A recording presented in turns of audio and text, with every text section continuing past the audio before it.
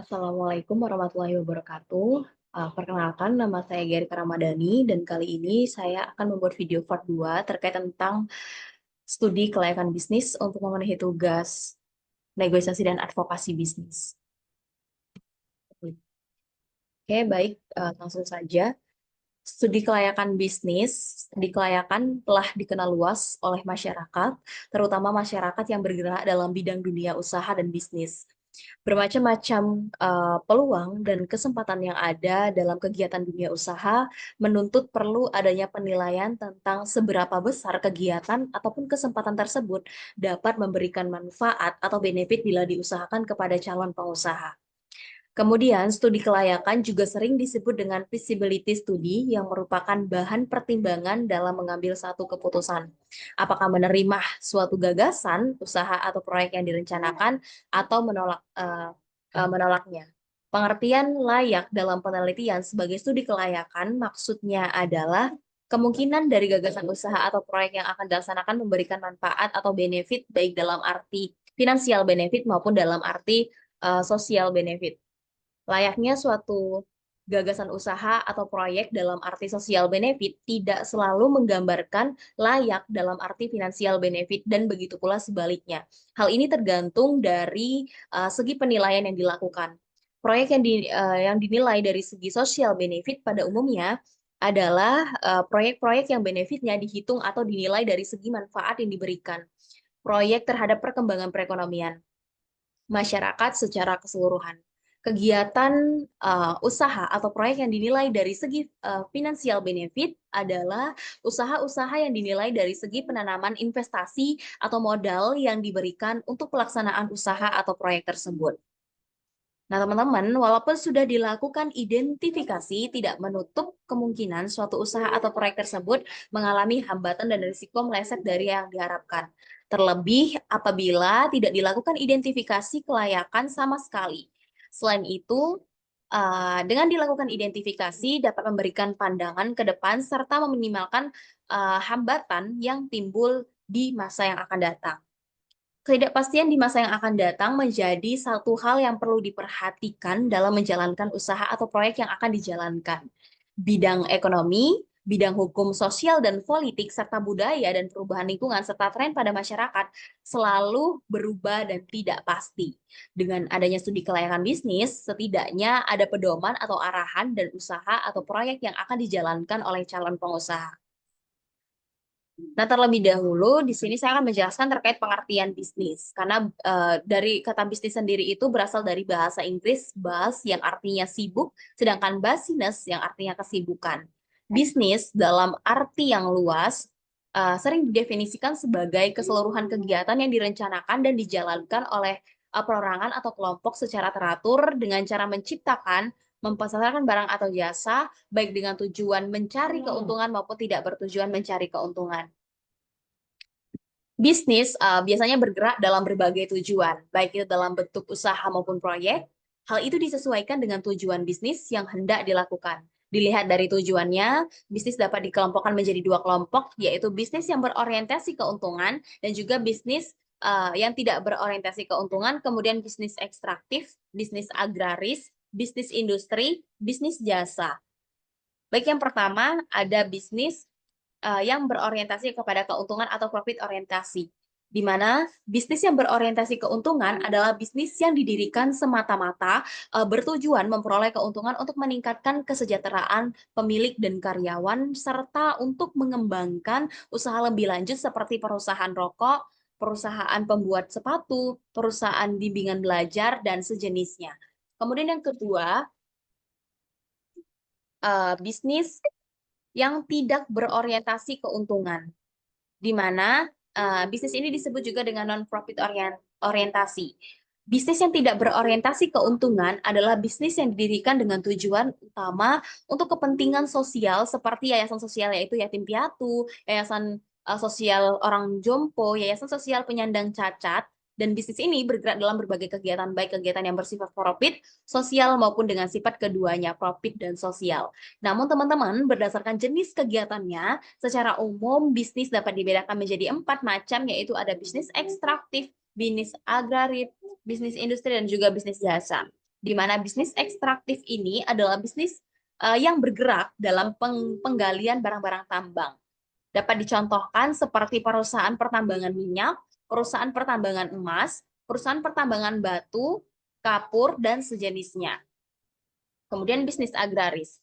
Nah, bisnis agraris ini adalah bisnis yang bergerak dalam bidang pertanian, termasuk di dalamnya perikanan, peternakan, kehutanan, dan sejenisnya. Dapat dicontohkan seperti perkebunan teh, perkebunan tembakau, perkebunan karet, peternakan sapi, peternakan ayam, tambak udang, dan sejenisnya.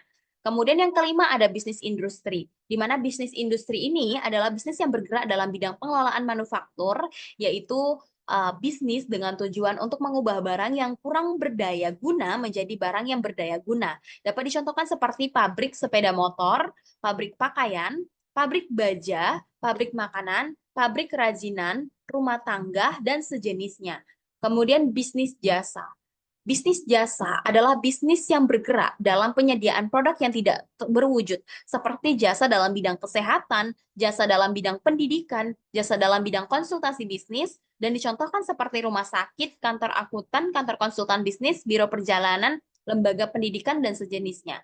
Juga dapat dipahami bahwa bisnis itu merupakan suatu aktivitas yang memerlukan aspek pendukung sebelum dijalankan, yaitu studi kelayakan bisnis. Setelah ini, kita akan membahas tentang studi kelayakan bisnis. Teman-teman, setelah memahami tentang pengertian bisnis, ada baiknya kita juga mengetahui dahulu tentang pengertian investasi yang usaha serta proyek. Karena dalam suatu bisnis, aspek investasi usaha dan proyek tentunya saling berkaitan. Investasi sendiri adalah pengaitan sumber-sumber dalam jangka panjang untuk menghasilkan laba di masa yang akan datang. Investasi juga dapat didefinisikan sebagai penanaman modal atau memiliki sumber-sumber dalam jangka panjang yang akan bermanfaat pada beberapa periode yang akan datang. Investasi dapat pula didefinisikan sebagai penempatan sejumlah dana pada saat ini dan harapan untuk memperoleh keuntungan di masa mendatang.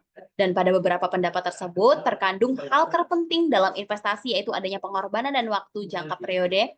Makna pengorbanan di sini ialah pengorbanan sejumlah modal atau aset yang dimiliki dalam suatu usaha atau proyek. Setelah itu mengharapkan adanya pengambilan disertai tingkat keuntungan yang diharapkan. Kemudian selanjutnya, tahapan studi kelayakan bisnis yang pertama, persiapan dan rasa tidak tergesa-gesa serta terencana dapat memberikan kesempatan bagi wirausahawan untuk dapat mengatur analisa bisnisnya dengan baik. Ada beberapa tahapan yang dikerjakan, ini bersifat umum, antara lain yaitu penemuan ide, di mana produk yang akan dibuat haruslah laku dijual dan menguntungkan. Oleh karena itu, penemuan ide terhadap kebutuhan pasar dan sejenisnya produk dari proyek harus dilakukan, di mana produk yang dibuat untuk memenuhi kebutuhan pasar yang masih belum dipenuhi, pendistribusian yang tidak merata atau tidak sesuai dengan kebutuhan konsumen dapat menimbulkan ide-ide usaha untuk menyempurnakan produk ataupun menciptakan produk baru. Kemudian, dengan memperhatikan potensial konsumen, terutama needs dan wants mereka, maka dapat menimbulkan ide-ide usaha, baik itu produk baru ataupun berperbaikan dari produk yang sudah ada. Kemudian yang kedua, tahap penelitian, di mana ini dimulai dengan mengumpulkan data, lalu mengolah data berdasarkan teori yang relevan, menganalisis dan menginterpretasikan hasil pengolahan data dengan alat analisis yang sesuai, menyimpulkan hasil sampai pada pekerjaan membuat laporan hasil penelitian tersebut. Melalui penelitian, memungkinkan timbulnya gagasan produk baru atau perbaikan dari produk yang sudah ada. Contohnya adalah penelitian terhadap penyakit flu, menghasilkan jenis obat flu yang tidak membawa efek mengantuk. Kemudian tahap evaluasi, di mana mengevaluasi usaha yang didirikan, apakah masih terdapat faktor-faktor yang belum dianalisis dan perlu dilakukan penyempurnaan sebelum usaha dilakukan. Mengalami kemandegan dalam sebuah usaha tentu merupakan sesuatu yang tidak diinginkan dan tidak dikehendaki. Tentu setiap orang menginginkan selalu mengalami kemajuan usaha dari waktu ke waktu. Kemudian stuck. Usaha terkadang menjadi sesuatu hal yang tidak bisa dihindarkan. Bahkan terkadang harus mundur beberapa tahap. Banyak hal yang bisa mempengaruhi kondisi usaha kita, pasar mulai lesu, persaingan yang makin ketat, produktivitas menurun, biaya produksi yang meningkat, dan lain-lain.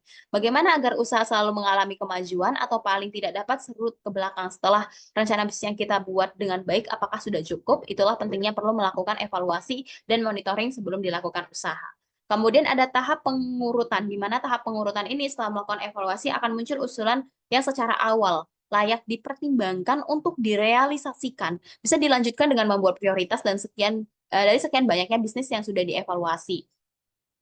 Kemudian selanjutnya tahap rencana pelaksanaan, di mana setelah tahap pengurutan, langkah selanjutnya ialah menentukan jenis pekerjaan, waktu yang dibutuhkan untuk jenis pekerjaan, jumlah dan kalkulasi tenaga pelaksanaan, ketersediaan dana dan sumber daya lain. Kemudian tahap pelaksanaan. Nah, setelah semua pekerjaan itu telah selesai disiapkan, tahap berikutnya adalah tahap merealisasikan pembangunan usaha tersebut. Dengan pedoman yang sudah dibuat sebelumnya, yang dimulai dari pengumpulan ide, dilanjutkan analisa dan penelitian, kemudian dievaluasi dan diurutkan. Setelah itu dibuatlah perencanaan, maka di tahap ini kita sudah mulai menggambaran yang dapat membuat kita lebih percaya diri dalam memulai usaha dan bisnis. Baik,